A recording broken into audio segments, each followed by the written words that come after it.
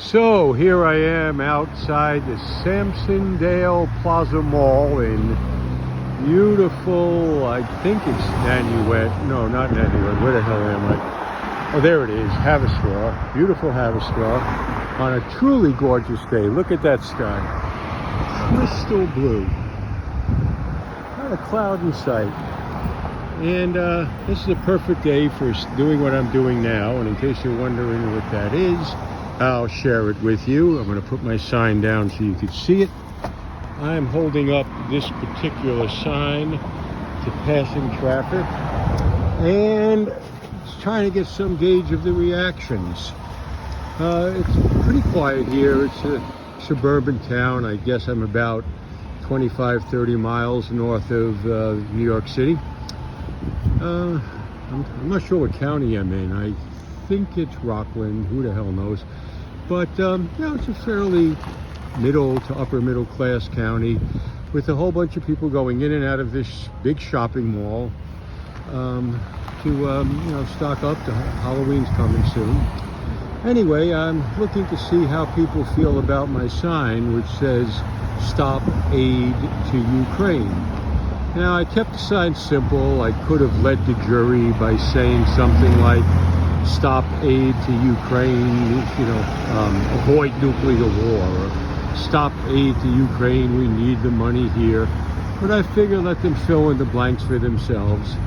And it's really going quite well so far. The response rate, I've been out here approximately 15, maybe 20 minutes. The response rate has been 5-to-1 favorable. And by the way, I don't mean a ratio of 5-to-1. I mean 6 total thumbs up and 1 very rigid middle finger up. But that's a pretty good ratio. Most people don't have an opinion. Most people aren't reacting at all. They're just sort of staring at me kind of blankly, confused. And it's confusing. Look, this is not a simple question. I mean, there's pros and cons to bringing ourselves to the brink of total global annihilation. People have to think about it a while. I'm hoping I stir up some debate within these cars. There's on the one side, you have, how could I say it? Oh yeah, the end of life on Earth. Well, there was another plus. There was a little pro honk. By the way, I've been doing this a while, and sometimes it's tricky to tell what the reaction is to give a reading. I get a honk, but the honk could be flashing a middle finger or, a pumping fist. But anyway, I got a pretty good idea of what the reaction is, and it's predictably incredibly small. People don't react. They don't think. They're confused as all hell. Can't blame them a bit. Tough decision. Do we support one of the most anti-Semitic, corrupt, Nazi-ridden countries in all of Europe and risk World War III? Or do we wimp out and let Russia have a victory? It's a close call, huh? Anyway, I'm going to get back to my work here. I'm trying to keep the camera on long enough so that you can hear a reaction. But I think just hearing the non-reactions should tell you something. They don't know what to think. Looks like, they got us where they want us, incapable of thinking.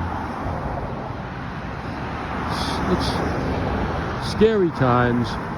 But anyway, I'll be doing this quite a bit over the next couple of weeks. There's going to be a big global initiative to get people out on the streets starting, I think, on the 15th. It's sponsored here domestically by UNAC, United National Anti-War Coalition. You can look up their website.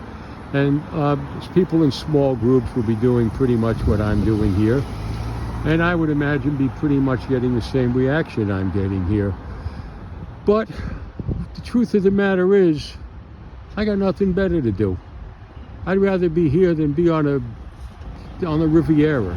I'd rather be here than taking a tour of Machu Picchu. This is where I feel like I'm alive and in the right place. Weird, huh? Very weird. Well, anyway, No reactions yet. I'll keep the camera going a few more minutes. I'm not sure if I could keep the conversation going anymore. I'm tired. Wow. Anyway, come on, somebody say something. Now, I could elicit responses.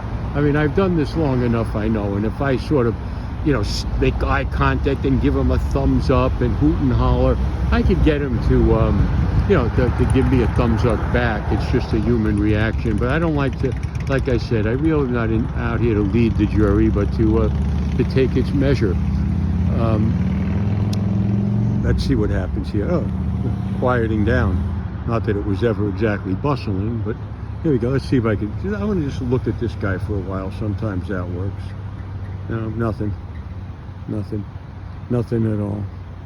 Nope, there's other things on their mind. A lot of these people are concerned about issues like the threat to gender-neutral bathrooms. That seems to be on people's minds.